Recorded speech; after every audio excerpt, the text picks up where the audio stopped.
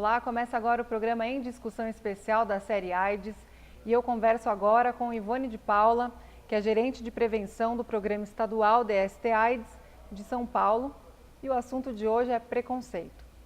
Ivone, bem-vinda. Muito obrigada pela sua participação. Eu é que agradeço o convite. Muito obrigada. Bom, para começar o programa, eu queria que você explicasse para a gente a diferença entre viver com o vírus HIV e ter AIDS, porque são duas coisas diferentes. É isso mesmo? É isso mesmo. Quando a pessoa ela se infecta com o vírus, ela não necessariamente desenvolve a doença. Tá. Então, ela fica uma pessoa que tem o vírus, uma pessoa vivendo com o vírus do HIV. E com a sua condição saudável, fazendo tudo, né, se divertindo, passeando, enfim, né? Quando quando a gente fala AIDS, aí é o desenvolvimento da doença. Então aí a pessoa ela já está doente de AIDS. Então, ela pode ter alguns, né, já começar a ter sintomas, já ter a sua saúde comprometida. Então isso, né, é a diferença. Viver com HIV, né, e levar uma vida tranquila, normal, como todos nós. E ter, né, começar a desenvolver sintomas e tal. Aí é a doença instalada, né? Inclusive, o termo correto é dizer que a pessoa vive com o vírus HIV e não que ela é portadora de HIV. Isso a pessoa vive com o vírus. Essa é a forma correta da gente, né, falar. Tá certo. Ivone, conta pra gente, na sua visão, por que existe tanto preconceito ainda em relação à doença? É a falta de informação? Qual que é a sua visão a respeito disso? Acho que tem várias questões aí envolvidas, né? Acho que o preconceito, tem algumas pessoas que têm muito medo da doença, tem medo de pegar AIDS, né? Tem medo porque desconhece, né? Desconhece o que é a doença, desconhece as formas de transmissão, e aí acham que se pegar na mão, se dar beijo, se comer no mesmo prato, né, se sentar no mesmo lugar, então ficam inventando assim coisas porque desconhecem, e isso vai gerando, né, esse preconceito, né, o medo de ter.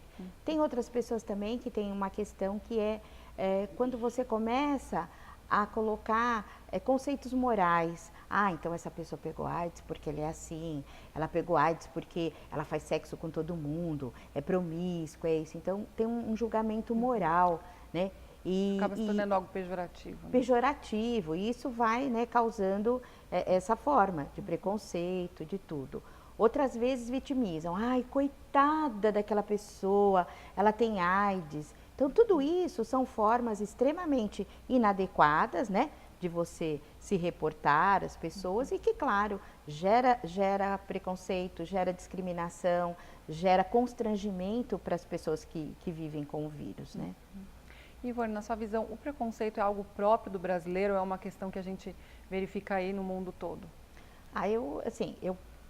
Claro, a gente tem mais conhecimento sobre as questões do nosso país, né, de onde nós estamos, mas a gente também vê que é algo que acontece em todos os lugares, né, que as pessoas ainda são, nós estamos no século XXI, né, a gente tem toda uma tecnologia, a gente tem várias descobertas importantes, e aí você se depara com uma coisa tão primária e tão, né, cruel mesmo, que é a discriminação por a pessoa ter, né, um vírus, por a pessoa ter a AIDS, né? Mas eu acredito, assim, que é um movimento que é para além do Brasil, né? É para além. E mesmo dentro do Brasil, acho que tem regiões que isso pega mais, sabe? Tem regiões que as pessoas que é mais enfrentam. Intenso. É mais intenso, é mais escancarado, né? Porque tem também aquela forma sutil, né? Tem as formas Aquele de preconceito velado, né? Velado, sabe, em que você nem fala, né? Vamos nem falar nisso, porque se a gente não falar, faz de conta que não existe. E a gente precisa falar assim. Existe o vírus do HIV, existe a AIDS, ainda é uma doença importante, não tem cura. Mas não é por causa disso que a gente então vai discriminar as pessoas. Não, é importante que os jovens saibam que existe AIDS. Por quê? Porque aí eles podem se proteger. Não é? É importante que a gente saiba todas as formas de prevenção. Então, se a gente também finge que o problema não existe, a gente nunca vai pensar soluções para ele, não é verdade? Com certeza. Então, temos que nos abrir, pensar políticas públicas, né? Pensar materiais educativos, formas inovadoras de passar a prevenção. Então, com tudo isso, a gente vai trabalhando nessa questão de diminuir o preconceito, de que as pessoas olhem com outros olhos, né? Todas essas questões que envolvem as pessoas que vivem com o vírus, né? Inclusive, muitas vezes a gente nota que os profissionais da saúde não costumam passar exames de sorologia para os pacientes e às vezes os pacientes também podem se sentir constrangidos de pedir, de repente, para o médico prescrever esse tipo de exame. Você acha que esse preconceito afasta a pessoa de um diagnóstico precoce, inclusive? Ai, com certeza, é bem bacana você ter perguntado isso, porque às vezes você tem o quê? Você tem pessoas, às vezes num consultório particular, por exemplo, você também, as pessoas têm que cuidar da sua saúde. Ah, mas o médico, eu vou pedir, né, para minha cliente, para minha paciente, de repente ela pode se sentir ofendida de eu perguntar se ela quer fazer um HIV, ela pode achar que eu estou pensando isso, então eu não vou pedir. E aí, às vezes, você perde a oportunidade de oferecer um exame, que é importante que todas as pessoas que têm uma vida sexual ativa façam, independente da sua condição, né? De ser mais pobre, mais rico, de ser, né? Enfim, todas as pessoas que têm uma vida sexual ativa deveriam fazer o teste uma vez na vida, pelo menos, não é verdade? Porque muitas vezes o que acontece? A gente tem pessoas que acabam se infectando, nunca fizeram o teste, não sabe. E passam a vida sem saber que tem a doença. Exatamente. E perde o quê? Perde a oportunidade de iniciar um tratamento, se for o caso. Não é verdade? Então, é importante que todas as pessoas façam o teste. Ah, mas eu não me coloco em risco. Às vezes as pessoas nem percebem situações em que elas estão se expondo. Ah, porque eu só faço sexo com meu namorado porque eu amo muito. Amor é belíssimo, é maravilhoso, faz parte das nossas vidas. Mas o amor não protege, né? O amor não protege de doenças sexualmente transmissíveis. Então, o fato de você amar a pessoa não significa que você esteja protegida. Então, conversar sobre prevenção, conversar, né, sobre as formas de prevenção, tudo isso é extremamente importante. E fazer o teste. Vamos fazer o teste? Nós estamos nos relacionando já há um tempo, Encarar a gente com se naturalidade, gosta. né? Exatamente, vamos fazer o teste? Vamos, né? E se acontecer de uma das pessoas, se ver, né, infectado, não é o final do mundo. Graças a Deus, hoje não é o final do mundo. A gente tem várias possibilidades de intervir para que isso não avance, né? Do que eu estou falando? De várias formas de prevenção que nós temos hoje. Em nenhum momento, acho que da nossa história, dos 30 anos, né, que a epidemia de AIDS tem, a gente teve tanta possibilidade de fazer prevenção, ou seja, de quebrar a cadeia de transmissão. Por exemplo, as pessoas podem fazer o teste. Eu fiz o teste, estou negativo? Ótimo, vou continuar me protegendo. Como é que eu posso me proteger? Hoje a gente fala de prevenção combinada. Por quê? Porque você tem várias possibilidades. Você tem vários métodos ali à sua disposição. E dependendo do seu momento de vida, do seu contexto de vida, você vai escolher aquele que for melhor para você, né? Do que eu estou falando? Às vezes você está numa situação de uma situação de vida mais estável. Então você está com um parceiro fixo, já há muito tempo. Então eu não vou usar o preservativo, né? Vamos com a gente decidiu que não vamos usar o preservativo nesse momento. Tudo bem, vamos lá, vamos fazer o teste, vamos. Mas nós vamos fazer um acordo. Nós não vamos usar o preservativo entre nós, mas se de repente a gente tiver uma relação fora com outra pessoa, aí lá a gente vai usar o preservativo. Bacana? Bacana! Foi um acordo que aquele casal fez para fazer uma certa proteção, né? Por quê? Porque quando a gente fala de prevenção, eu só posso confiar naquilo que eu faço, não é? Por mais que eu ame a outra pessoa, por mais que eu confie na outra pessoa, ela faz a prevenção dela, não é? E se de repente ela sair com alguém e não usar o preservativo, pode me contar ou não, né? Bom, isso é uma questão, são os acordos. Isso funciona? Funciona, é bacana, os acordos funcionam. Outra possibilidade, não teve jeito, sair, né? saí, fui pra balada, conheci uma pessoa, fiz sexo, transei. Outro dia eu falo, meu Deus, não usei preservativo, não sei nem quem era a pessoa. Acontece, acontece. O comportamento dos nossos jovens é muito assim, né? É tudo muito imediato, é tudo muito momento, é tudo muito, né, vibrante. Então, o que que acontece? Fiz sexo. E aí vem o pavor. E agora? Agora faz o quê? Existe PEP, que é uma política pública. PEP quer dizer profilaxia pós-exposição. Ou seja, se eu me coloquei numa situação, né, de risco, numa relação desprotegida, sem uso do preservativo, eu posso iniciar o uso do antirretroviral Em até 72 horas. Né? Então, eu tive a relação de risco, né? Dentro das 72 horas, se eu iniciar o uso do antirretroviral, eu posso não me infectar, mesmo que aquela pessoa com quem eu fiz sexo seja HIV positivo. Isso é bem bacana, porque você tem o que fazer, não é?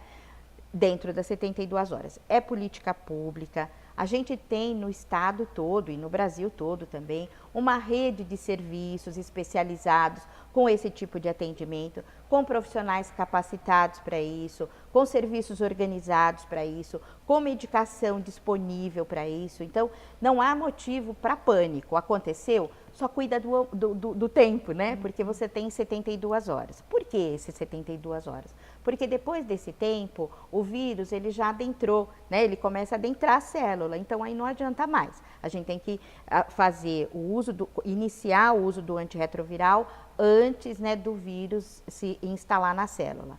E a gente tem o quê? 28 dias. Então essa pessoa toma esse medicamento direitinho, todos os dias, durante 28 dias, e aí ela tem mais de 98% de chance, os estudos todos mostram isso, de não se infectar. Isso é muito bom, não é? As pessoas precisam saber. Então é importante que a gente passe isso para que as pessoas saibam e possam se cuidar. Só isso, não. Aí tem pessoas que não conseguem usar o preservativo. Não cabe na vida da pessoa. O exercício da nossa sexualidade é algo muito próprio, é como as nossas digitais, sabe? Cada um tem prazer, cada um faz sexo e cada um vivencia esse momento de uma forma muito própria, né? E aí o que que acontece? Tem pessoas que o preservativo não cabe na vida, não cabe, não conseguem, sabe? Não sentem prazer se usar o preservativo. Então, para essas pessoas tem que ter uma outra possibilidade para que elas possam fazer prevenção.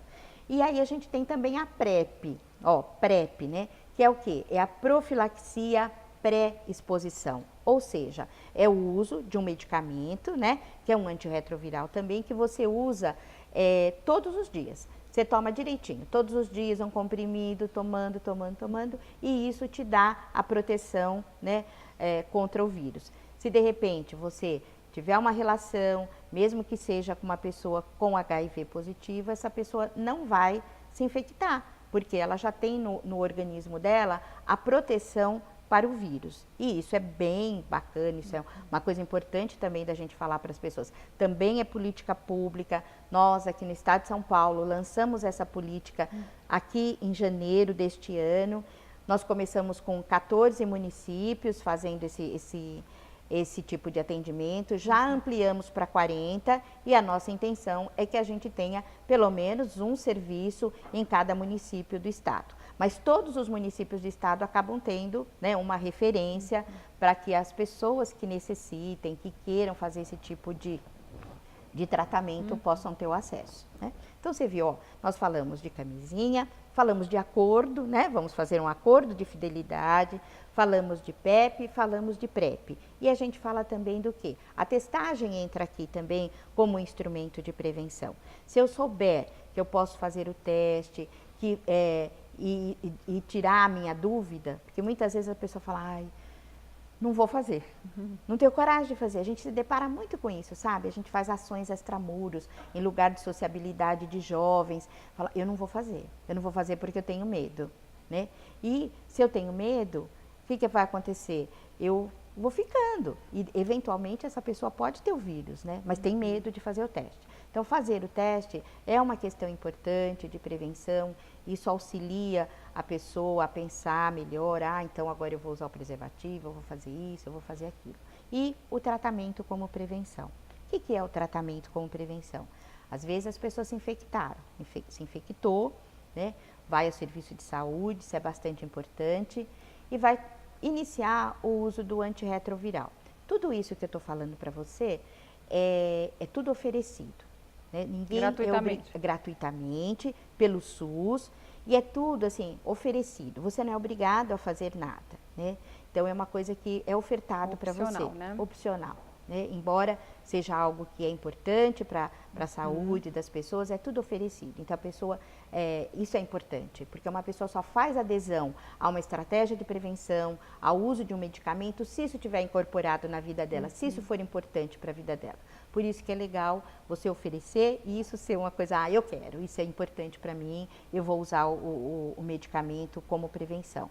E o que acontece? A pessoa se infectou, ela começa a usar o antirretroviral, usa direitinho todos os dias, faz aquela adesão ao tratamento.